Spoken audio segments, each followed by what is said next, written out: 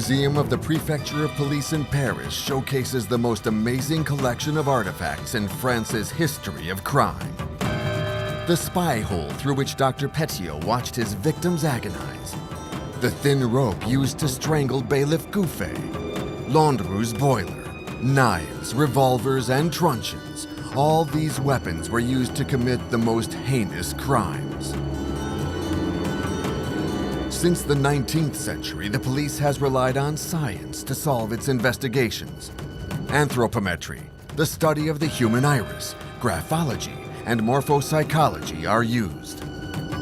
Inside the museum's archives, the reports of the investigations, the transcripts of the interrogations, and the sketches of the crime scenes take us along the bloody trail of the most terrible murderers in history.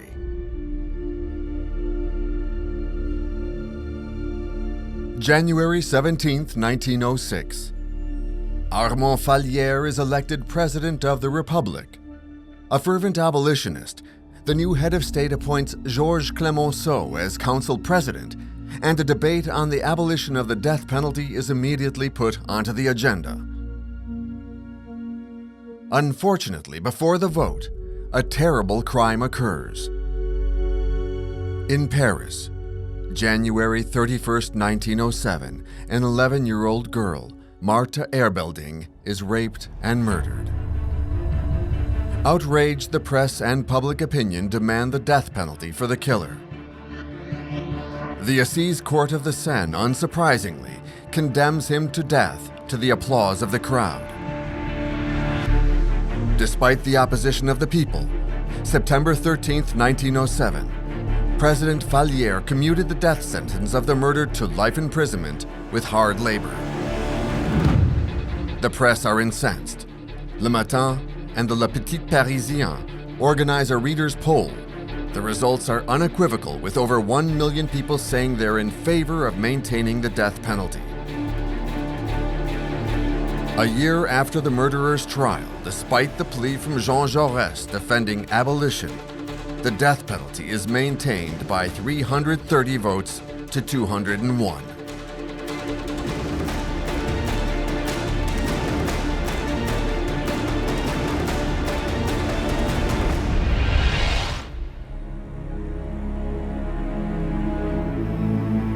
January 31, 1907, at the police station of Saint-Antoine in the 11th arrondissement of Paris, 3 people present themselves to the officer who is working until 10 p.m. Nicolas and Marie Erbelding report the disappearance of their daughter, little Marta, aged 11 and a half. They're accompanied by one of their friends, Albert Soleilland. That afternoon, he'd taken her to a concert at the Bataclan, where the girl had slipped off and disappeared during the show. After searching in vain, they met at the station. Commissioner Oquet had finished working at 5 p.m. The officer recorded the testimony and promised that everything would be done to find the child.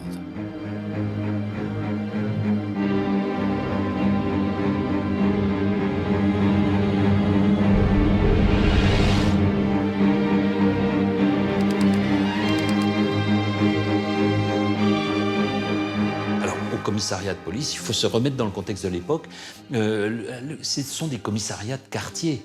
Et d'abord, le commissaire n'est pas là, parce qu'il ne peut pas être là 24 heures sur 24. Donc, on est accueilli par son adjoint, qu'on appelle, le terme est intéressant, son nom officiel, c'est un secrétaire de commissariat. Plus tard, ils prendront le nom de commissaire adjoint, parce que c'est plus représentatif, c'est eux qui, en fait, font le boulot. Hein. Le commissaire de l'époque, c'est un magistrat très très bien payé, c'est un notable qui participe à toute la vie sociale, si vous voulez, du quartier, mais il ne fait pas beaucoup de présence au commissariat. Et donc, il dit qu'il préviendra le commissaire le lendemain à son arrivée. Et un commissaire et un commissariat ne font pas de police judiciaire à l'époque. D'ailleurs, il n'en a pas le personnel, il a 2 ou 3 appariteurs. Ce fameux secrétaire de commissariat qu'on appelle, l'expression est intéressante, le chien du commissaire, c'est-à-dire qu'il fait tout le boulot, toutes les corvées et tout. Mais il n'y a pas de policier, si vous voulez. Donc, il transmet, on pense à une fugue, hein, on pense à beaucoup de choses, mais il transmet donc l'affaire à la brigade criminelle de la préfecture de police, qui est déjà à l'époque 36 quai des Orfèvres, hein, et qui s'appelle la police judiciaire. Elle s'appellera brigade criminelle en 1912. Et ce sont ces policiers-là qui vont enquêter. The investigation is assigned to Inspector Bormans. Albert Soleilland is the first questioned, as he's the last to have seen the girl. He says he went to the Erbeldings at 1 p.m. on January 31st.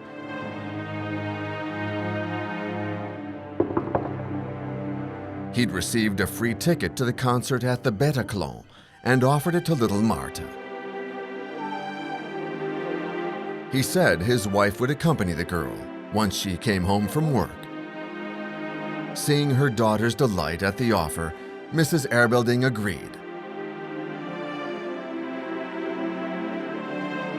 So Soleilland leads Marta home, thinking his wife would be there. But she couldn't get the time off. Not to disappoint the child, he decided to accompany her himself. They arrive at the music hall at 2:10 p.m. and sit in the balcony. Around 3 p.m., Marta asks to use the toilet. When she hasn't returned after 10 minutes, Albert goes to look for her, but there's no trace of the little girl. At 3:30 p.m., he decides to go home to see if by any chance she's gone back to his apartment. He questions the neighbors, the shopkeepers, but no one has seen her. Soleilland goes to the girl's parents. In turmoil, the whole family rushes to look for her, but to no avail. It's later in the evening when they decide to go to the police. They then continue their search at the hospitals. But no little girl has been in an accident. Albert Soleilland is 26. On October 6, 1906, he married Juliette Bremard, with whom he'd lived since 1998. It was at this time that he met the Erbelding family and their children Eugène, Cyril, Lucien, little Marta, to which he is very attached, and Maria, the youngest. Albert and Juliette have a son, Camille, who's 3 years old. The two families are very close and share the terrible misfortune that has struck them. 3 leads open up to investigators. Firstly, the presence of a man who's been seen wandering in the neighborhood. After interviewing the caretaker of the building where the Erbelding family lives, 76 Rue Saint-Maur, it appears that an individual aged 45 to 50 years, wearing a dark suit, a cape, and yellow shoes has been seen accosting young girls, trying to lead them away while indulging them in obscene acts. Little Marta was thought to have been accosted by this individual. February 1st, between 5 and 7:30 p.m., the police set up surveillance in the boiler room where the suspect was last seen. The trap door doesn't work and the man does not appear. The second lead, followed by the inspectors, is that of a gang of thugs hanging around the Bataclan, assaulting artists and customers of the cabaret.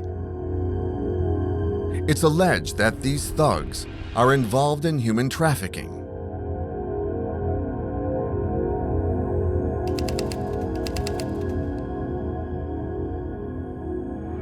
Il y a une insécurité importante, une insécurité en fait qui a toujours existé, mais qui prend un visage particulier avec en particulier ce monde des Apaches, qui va fasciner la bourgeoisie et la petite bourgeoisie. En fait, il y a toujours eu une délinquance urbaine à Paris, il y a toujours eu une grande violence dans la ville et dans sa périphérie, mais la figure de l'apache va en quelque sorte cristalliser tous les fantasmes.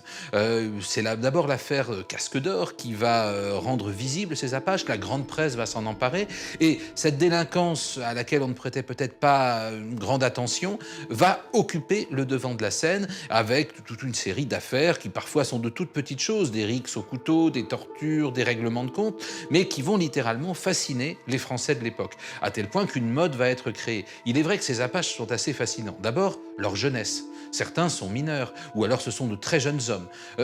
L'apache ne travaille pas. Dans une société comme la société française sous la Troisième République qui a fait du travail sa valeur centrale, hein, c'est le travail et le mérite qui vous permettent d'accéder aux plus hautes fonctions, c'est la provocation majeure de refuser toute espèce de travail. L'apache vole, l'apache est généralement un jeune proxénète. L'apache parfois tue, c'est pas un assassin de profession, mais il a le coup de surin facile. Et puis l'apache est un peu dandy, il présente beau, il est coquet. Il a une ceinture rouge en toile qui le met en valeur, qui lui serre la taille. Il a une casquette à pont, il a un petit foulard. Il est assez coquet, il est assez beau, cet apache. C'est un charme canaille, bien sûr, mais qui s'exerce aussi bien sur les filles des rues qu'il va tout simplement prostituer que sur les dames des beaux quartiers qui vont frissonner à l'idée de pouvoir aller guincher dans des bals où on va peut-être croiser de véritables apaches.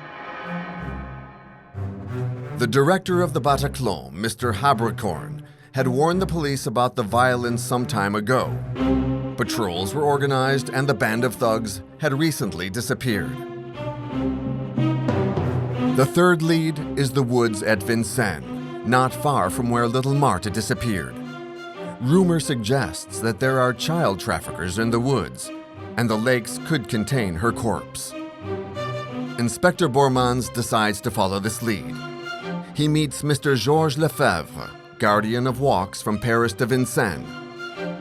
The lakes were frozen on January 24th, 25th, 26th, and 27th.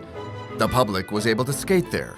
From January 28th to February 2nd, the ice melted around the edges, but given the shallow depth, it seems impossible that a corpse could stay there without being spotted by a passerby.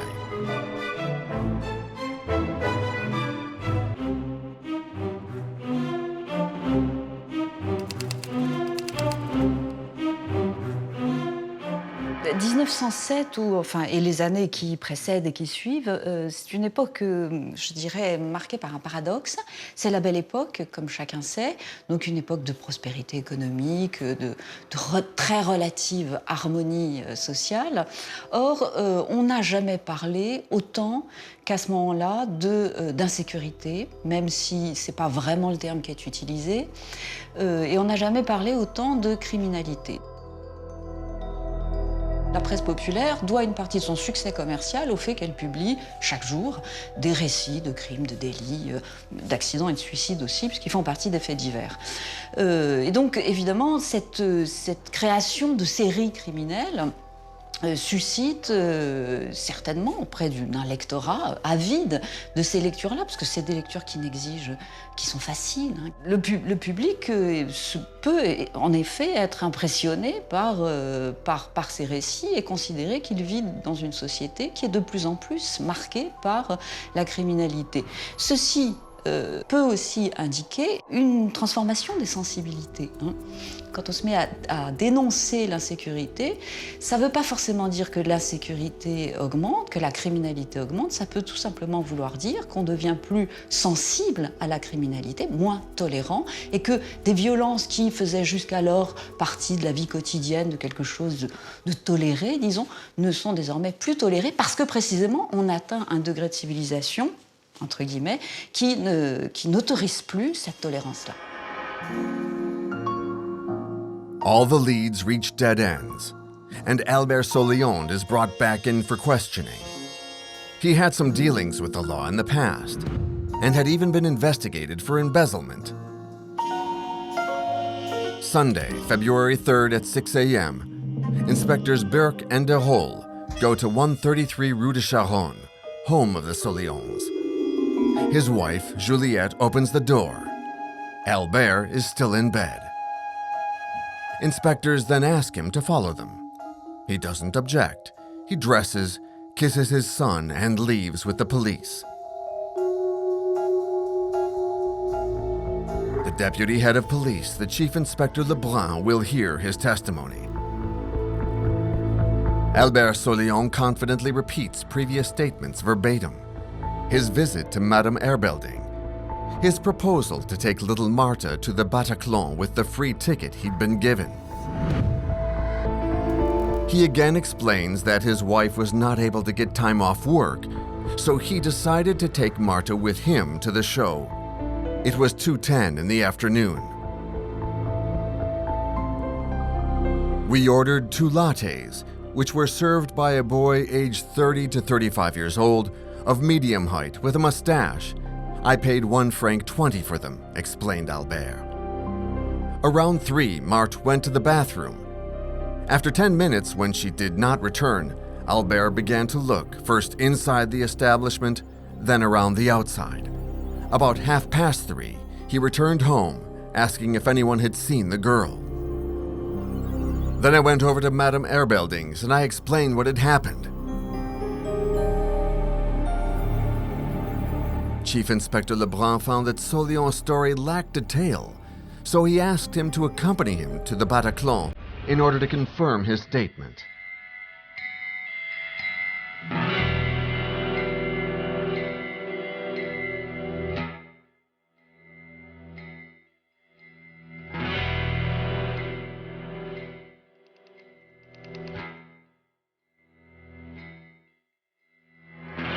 Des spectacles effectivement pour les familles, en particulier le jeudi après-midi, puisque le jeudi c'était notre mercredi aujourd'hui pour les écoles, et donc il y avait un spectacle certainement de chanteurs, de chanteuses, d'animation. Il y avait peut-être aussi des animations genre clown ou acrobate ou choses comme ça qui étaient vraiment famille.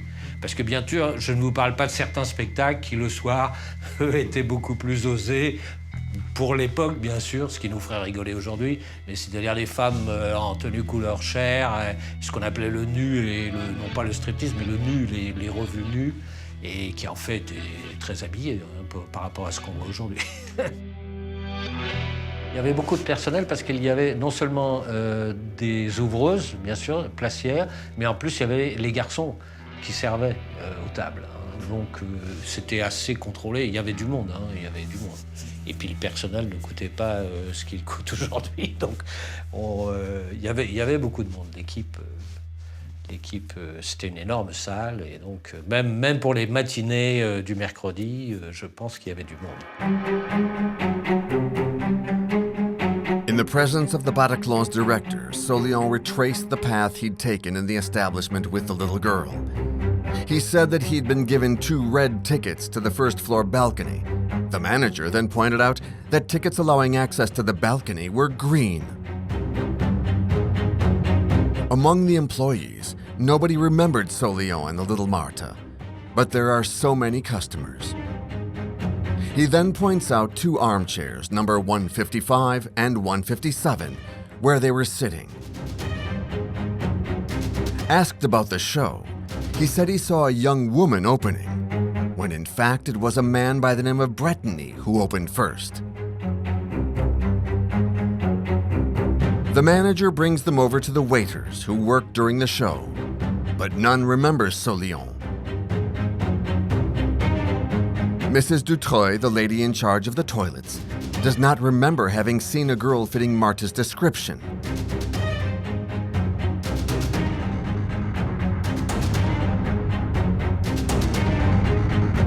Back at the station, Soleilland is imprisoned. It was discovered that he was wanted for embezzlement.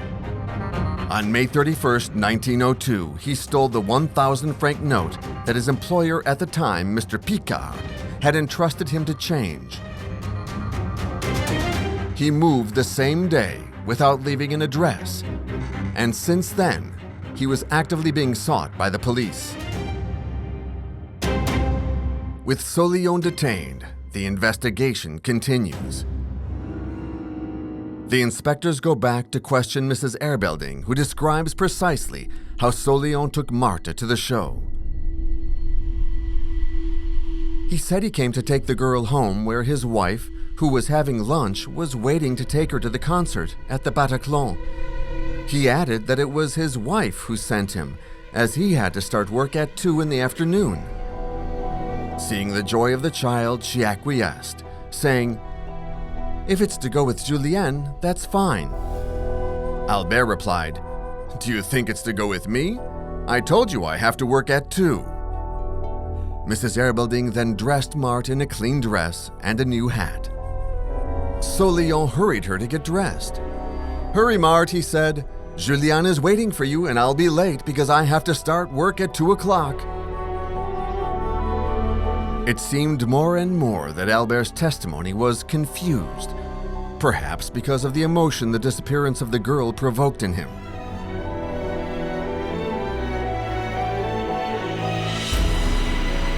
On February 5, 1907, the press got hold of the case.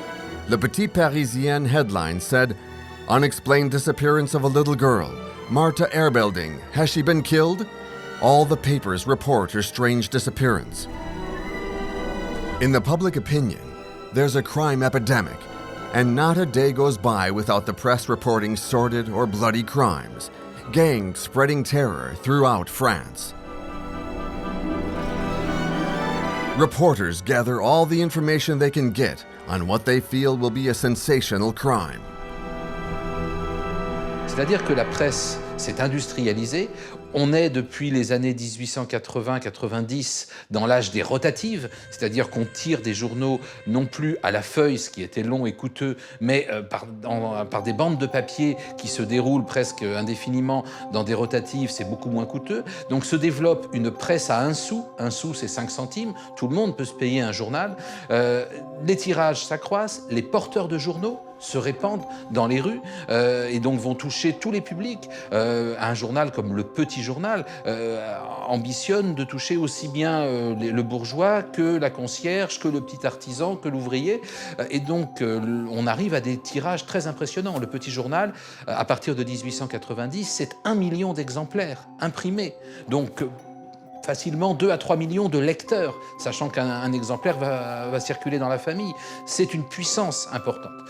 Cette presse qui se développe, c'est une presse qui est de plus en plus illustrée.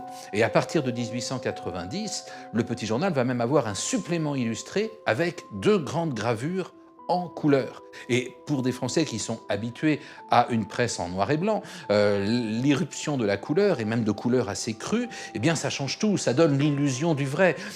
Ces gravures peuvent nous paraître un peu désuètes, un peu étranges avec nos yeux d'aujourd'hui, nous qui sommes saturés d'images et d'images en couleur. Mais à l'époque, c'était une grande nouveauté. Et bien sûr, les faits divers vont occuper une place importante dans cette imagerie populaire qui se développe avec la grande presse. Inutile de dire que les apaches, et de façon générale les crimes, c'est pain béni pour cette presse qui va attiser ce sentiment d'insécurité auprès en particulier de la population urbaine. February 6th. At the police station, it's decided to re-interview Soleilland. He repeats and confirms his statement that he was in the Bataclan with little Marta. February 7th. The head of the police, the divisional commissioner Amar, sends a circular asking all commissioners to forward any information regarding the disappearance of Marthe Erbelding. The press feeds the drama, and attention is starting to turn to Soleilland. Did he lose her or sell her, is the headline in Le Matin. That same day, Inspector Bourmons will interview a key witness. Mrs. Lepsch lives on 122 Rue de Charonne, opposite Soleilland's apartment. On January 31st, she returned home at 2:30. On the way home, I opened my dining room window to check the time on the clock hanging in front of the jewelry shop at 119 Rue de Charonne, she said. When I opened the window, I noticed a girl at Mr. Soleilland's window. I looked at the time. It was exactly 2:30. Closing the window, I saw Soleilland next to the little girl. He let her in and closed the door. The next day, February 8th, Soleilland was taken out of his cell to confront him with Mrs. Lepsch, who confirmed having seen him at 2:30 with the girl at the window of his apartment. He replied that she is mistaken because at 2:15 he was at the show at the Bataclan. Soleilland is then confronted with different employees from the Bataclan. No one recognizes him, and the worker in charge of seating on the first-floor balcony says he never sat Soleilland and little Marthe on January 31st. Mr. Lemoine, controller at the Bataclan, claims not to have seen them either. Since Soleilland insists he attended the concert, he asks the name of the artists who sang that day. I remember Minotti, and especially Mrs. Godet struck me with her vulgar songs. Mr. Lemoine retorts, Mrs. Godet did not sing that day. It became evident that Soleilland had not attended the show. What had happened to little Marthe? Intervient donc ce que l'on appelle à l'époque la cuisine dans la police, c'est-à-dire qu'en fait il faut que l'aveu étant la reine des preuves, il faut qu'un accusé se mette à table, les expressions sont intéressantes, cuisine, se mettre à table et tout. Soleilland, comme il est sous le coup d'une condamnation par contumace qu'il n'a jamais évidemment purgé, ça permet, on n'est plus dans le domaine de la garde à vue, on le maintient au dépôt puisqu'il est dans le... Et là, ça permet de l'interroger tous les jours. Soleilland is then confronted with his contradictions. The lies he told Mrs. Erbelding to convince her to let her daughter go with him. It's my wife who will accompany her. I have to be at work at 2 p.m. Details about the concert at the Bataclan, which he never attended. The story he told Marta's parents, who trusted him, playing the desperate friend who had failed to protect the little girl. The police don't give in, and they push him into a corner. Finally, he cracks. Okay, he says, it was me. Crying, he says, I request that you ignore what I've said so far. I want to tell the truth now. Soleilland then gives this first version. I thought my wife would be at home when I left the Erbeldings with little Marta. My wife wasn't there, but I still wanted to go to the concert. I don't want to go without Julienne, said little Marta. I teased her. I played with her. And then I wanted to caress her and make her stay because she wanted to go home to her parents. Wanting to keep her here, I felt the body of this girl in my arms. I squeezed her and she screamed. To prevent her screaming, I tightened my grip around her throat. She fell lifeless, dead. Then I took some sacking that I had at home. I folded the body slightly. I covered her head with a coat. I took everything to the railroad station and I put it in the left luggage. I didn't rape the child. I was crazy. I apologize for what I did. After his confession, Soleilland was quickly taken to the left luggage of the railway station. The package containing the body of little Marta bore the number 1274. It was left on January 31st at 5:10 p.m. under the name of Paris. The package weighed 31 kilos 500 grams and contained the body of the girl. At the sight of the corpse, Soleilland gave new details. He said that while playing with Marthe, he touched the child's genitals and then he wanted to possess her.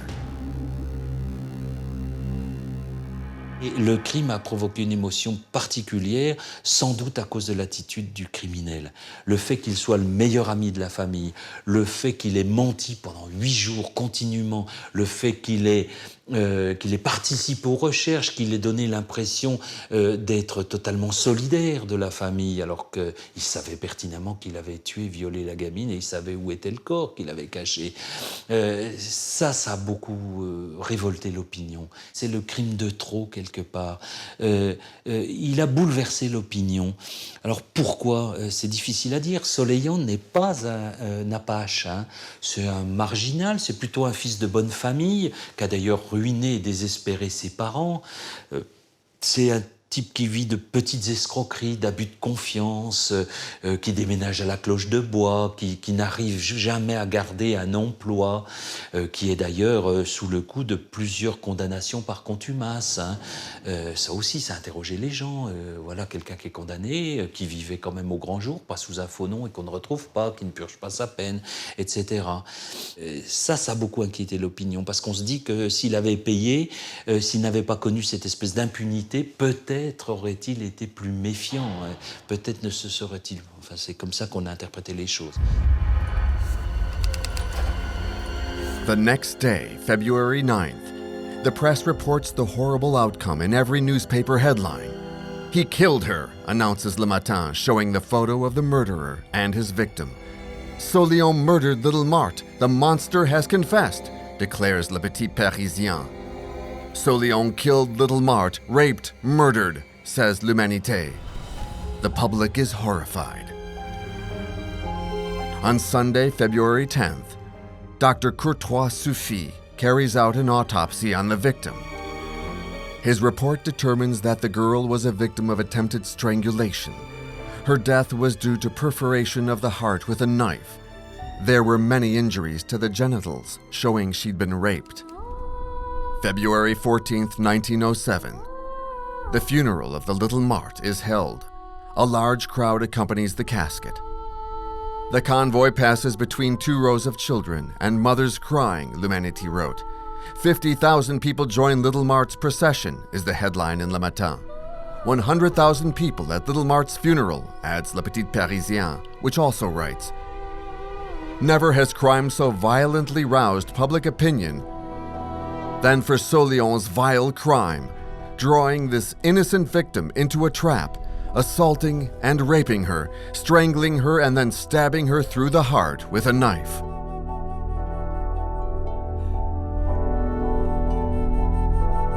The people of Paris, distraught, demand justice.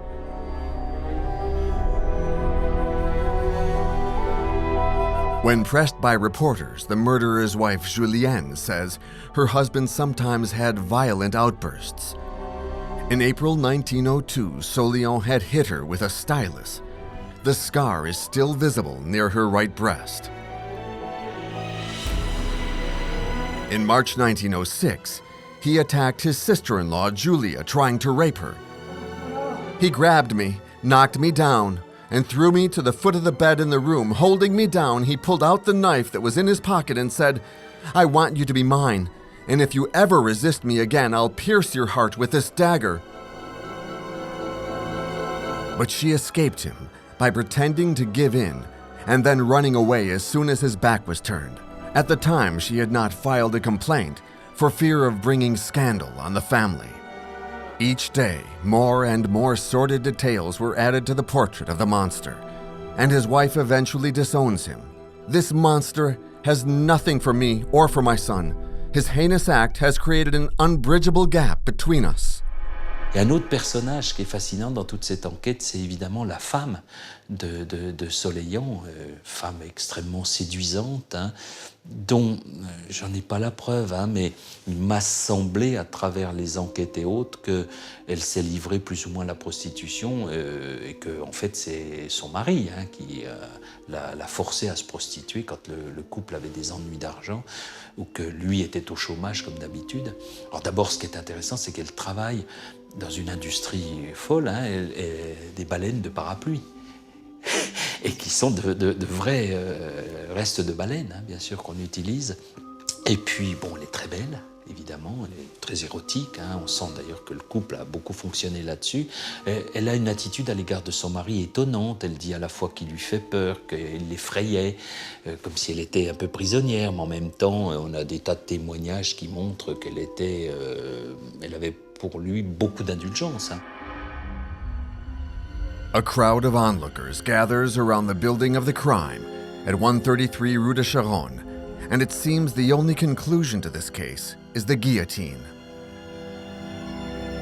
The trial begins July 23, 1907, and lasts only 2 days. The room is full when at 12:15, the killer of little Marthe enters. Emotions run high, and everybody stands to see the monster close up. Soleilland is not troubled. Wanting to look good, his hair is meticulously styled, and his mustache is carefully teased up at each end. He's smiling. His eyes, one brown and the other light green, give him a curious look. Despite his best efforts, he doesn't come off as likable. Rather, he seems sneaky, cold, and unfeeling. At the beginning of the hearing, the President Baffray gives the jury a picture of Marthe's little corpse, taken after the heinous crime. He then paints the picture of the accused. He sums up Soleilland's life. Thieving from his father at the age of 15, stealing goods from his family that he sold on the streets, living off the prostitution of his future wife. His different employers reported a violent character that he demonstrated when wounding his wife with a stylus and trying to abuse his sister-in-law. Soleilland is no longer flaunting himself. He hides behind the wall that separates him from his lawyer, his head in his hands, moaning. Then comes the description of the murder of the little Marta. "I don't remember," he replies to the president.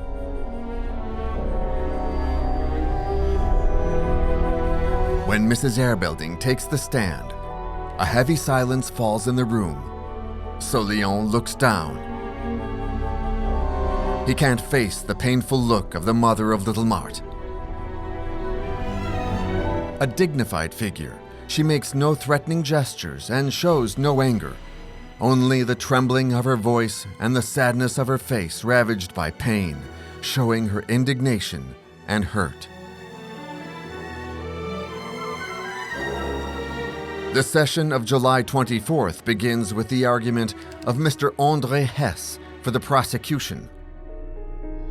"Soleilland is one of the most complete criminals, the most cynical that we have ever seen. He is cruel, hard-hearted, and an insensitive soul." Addressing the jury, he says, "A verdict of weakness on your part would panic the public.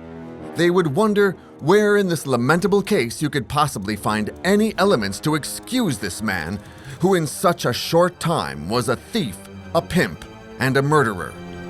The crowd applauds loudly. It was then the turn of the public prosecutor, Mr. Trouard-Riol, who concluded his argument with this sentence: "In a human body, when a limb is gangrenous, it's cut off. In a society, when there is a monster, he is eliminated. It is a duty that you must carry out. There are stains that can only be erased with blood." The audience is in a trance. Mr. Robert Bernstein, counsel for the defense, will be hard-pressed to prove that there was no premeditation, that Soleilland had a single fit of rage where he lost his mind and he was unaware of the act he was committing. He asks for mitigating circumstances to be considered. The jurors then retire to deliberate. At 4:30, the bell rings announcing their return. The verdict is final. Soleilland is found guilty of all the charges against him and sentenced to the death penalty. The accused is destroyed. His wife Julienne jumps up and cries out to the man who was her husband. "Wretched man," she screams at him, "you've disgraced your child." And trying to rush to the dock, she yells, "Let me kill him, let me!" But strong arms hold her back.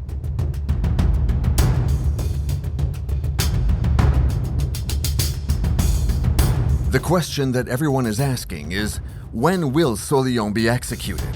And will he really be executed?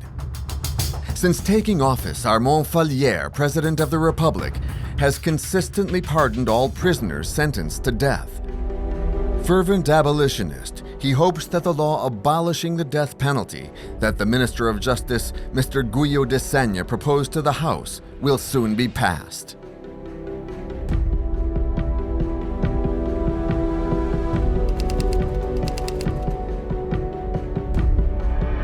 Fallières a pratiqué une politique de grâce systématique. C'est un abolitionniste et il a mis ses actes en conformité avec ses convictions. Par conséquent, dès qu'il a été élu, il a commencé à gracier. Et évidemment, l'opposition de droite en a profité pour dénoncer ce qui était contraire à la volonté des jurés. Cependant, je considère, quand on regarde la situation politique et parlementaire de l'époque, que l'heure de l'abolition avait sonné. Vous aviez une majorité importante de gauche, c'était après l'affaire Dreyfus, fort parti radical, par conséquent avec une influence de l'Église réduite au Parlement, plus réduite que d'habitude. Vous aviez Clémenceau, dont chacun connaissait les convictions abolitionnistes, comme président du Conseil, et une majorité. J'ajoute que le garde des Sceaux, premier mais surtout le second brillant, était un homme du premier talent, donc toutes les conditions paraissaient réunies pour l'abolition. Et je considérais qu'elle aurait dû intervenir à ce moment-là. But public opinion is not ready to accept such a decision after such a horrible crime, and the press is of the same opinion. The problem is that the place of Parisian executions, in front of the Roquette prison, is no longer usable as the stones that served as the foundation for the guillotine were removed. You can always guillotine, claims Le Petit Parisien, who says that according to the police department, they're considering installing the guillotine on Rue Messy. It runs along the wall of the jail where Soleilland is incarcerated. A door would give access to this little street, which can easily be controlled by the police. Far from these concerns, in his cell, Soleilland is calm again. His fellow inmates reassure him that there will be no more executions. His sentence will be commuted to hard labor. Once sent to the colonies for hard labor, he'll be able to start a new life in the tropics. July 31st. Le Petit Parisien reports that the condemned man lives in a dream. A Protestant pastor visits him every day, encouraging these illusions. Mr. Fallière will grant clemency, and irreproachable conduct in the penal colonies will allow you to rebuild your life, he's told.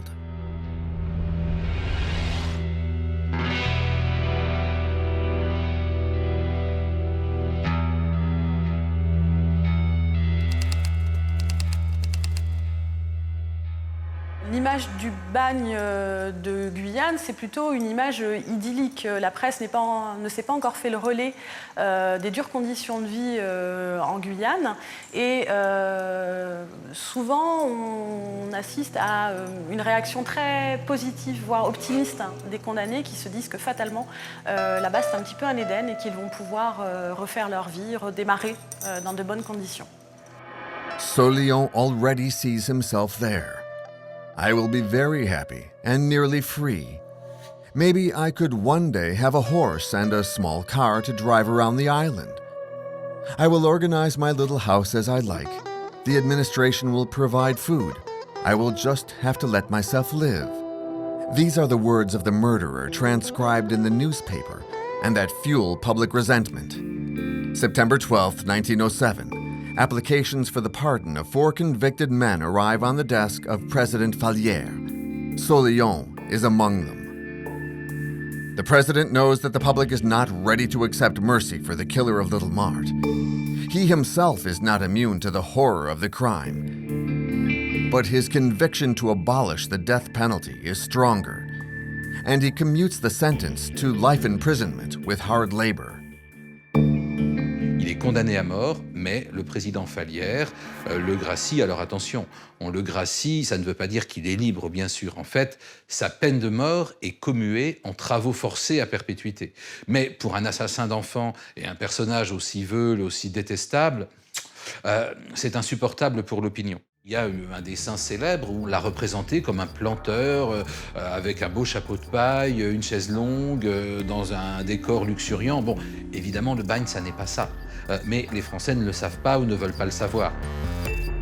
La grande presse va utiliser cette affaire pour remettre la guillotine au cœur du débat et pour dire la peine de mort a des vertus d'exemplarité, il faut la maintenir. The press is incensed. The monster's pardoned. The killer's life saved. 3 days later, violent demonstrations explode in the streets. Public indignation is at its peak. In Place Vendôme, over 600 people shout, "Put him to death! We want justice!" September 20th, 1907. The pardons are endorsed. Soleilland is no longer condemned to death. He becomes the property of the prison administration as a convict and taken into custody. At 10 p.m., he's woken up with a start, led to Montparnasse station. The train to La Rochelle leaves at 11:25 p.m. The prisoner is installed in the cell car number 50. On arrival at 1:30 p.m. the next day, he's transferred to the convict detention in Saint-Martin-en-Retz. Prisoner number 5249 will wait there until his departure for Guyana. Dès 1873, Saint-Martin devient le dépôt officiel de tous les condamnés en partance pour le bagne. Et lorsque Soleilland passe en 1907 à Saint-Martin-de-Retz, eh bien, il va être mélangé parmi les 3 catégories de condamnés au bagne, à savoir les transportés, dont il faisait partie, qui sont les condamnés de cour d'assises, les criminels de sang, condamnés aux travaux forcés, avec également les déportés politiques dont fera partie Dreyfus ou Henri de Rochefort, et la dernière catégorie de condamnés au bagne qui constitue la masse, qui sont les relégués. C'est ce qui va aussi beaucoup émouvoir l'opinion publique, puisque ce sont des multirécidivistes qui ont été condamnés 4 fois en France et qui, eux, vont partir également à vie au bagne. Et en 1907, eh bien, les condamnés partent déjà depuis le port principal de Saint-Martin-de-Retz. Donc ils traversent le bois de la Barbette, qu'on va appeler également l'allée des Soupirs, en direction du Clémenceau, où là, une foule généralement massive les attend, malgré les arrêtés municipaux. C'est un spectacle où chacun vient assister. Et on a des vapeurs, comme l'Express ou le Coligny, qui vont embarquer tous ces condamnés jusqu'au bateau bagne, comme le Loir, qui les attend en rade de Saint-Martin. At the same time, Le Petit Parisien launches a major campaign, for or against the death penalty, for which it'll get a huge amount of input from its readers. All the press follows the movement, even the Times in London. The big referendum of Le Petit Parisien, expected to last until October 25th, is so successful that it's extended. On November 5th, 1907, the results are announced. Those for 1,083,655, against 329,000. The die is cast. The people have spoken. December 20th, 1907, on the ship La Loire, Soleilland and 450 other convicts reach Guyana. The Eden that he finds is very far from his dreams. Enlisted in the 3rd class, he was assigned to the toughest jobs. Hated by all, in 1912 he tries to seduce a young convict, but is rejected by the object of his lust. He goes into a rage and assaults the young man, who defends himself and injures Soleilland with a knife. Weakened, he contracts tuberculosis, which finally kills little Marte's assassin in 1920. The debate on the abolition of the death penalty will be submitted to the Chamber of Deputies on June 12, 1908, a year after the trial of Soleilland. The press continues to highlight the insecurity in France. Only the newspaper L'Humanité, whose political director is Jean Jaurès, seeks to defend the cause for abolition. In the Chamber of Deputies, Maurice Barrès, a strong supporter of the death penalty, debates against Jean Jaurès, who rejects the sentence as disgusting and appeals to the Assembly's Christian humanism. Despite the will of the government and the conviction of Armand Fallières, on December 8, 1908, the bill will be postponed by 330 votes against 201.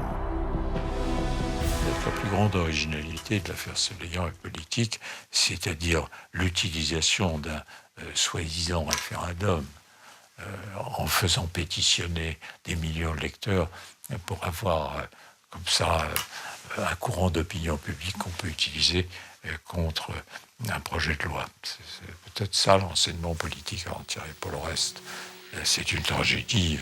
Un enfant est assassiné, c'est ensuite un processus judiciaire à l'époque qui n'avait rien d'extraordinaire, mais qui là a débouché sur un grand affrontement politique et moral. From 1909, executions were resumed. President Fallières, not daring to use his right to pardon in the face of a fearful society eager for a discourse about security. It wasn't until September 18, 1981, despite public opinion still being largely opposed, that the National Assembly adopted by 363 votes to 117 the law abolishing the death penalty. La guillotine est au musée, qui est le lieu à lequel je la destinais depuis longtemps. Elle est au musée. L'opinion publique est en majorité contre le rétablissement de la peine de mort, et spécialement dans les nouvelles générations. Chez les personnes âgées, il est resté une sorte, je ne dirais pas de nostalgie, mais ils ont été sensibilisés différemment des jeunes générations, et il en a été ici comme dans tous les autres États européens. Non, en réalité, vous remarquez d'ailleurs qu'il y a toujours quelques démagogues qui posent « Ah, il y a un crime affreux, il faut rétablir la peine de mort ».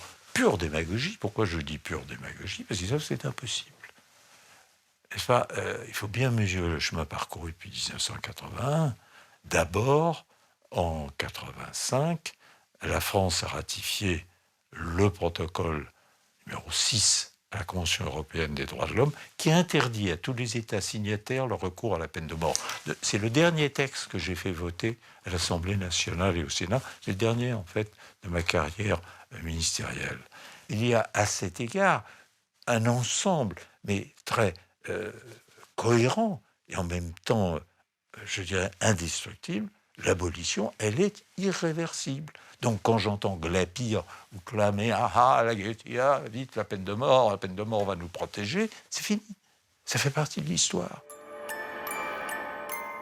The guillotine's blade continued to fall for 72 years. The last execution took place on September 10, 1977, in Marseille. The murder of little Marthe Erbelding would have pushed back the abolition of the death penalty by 3/4 of a century.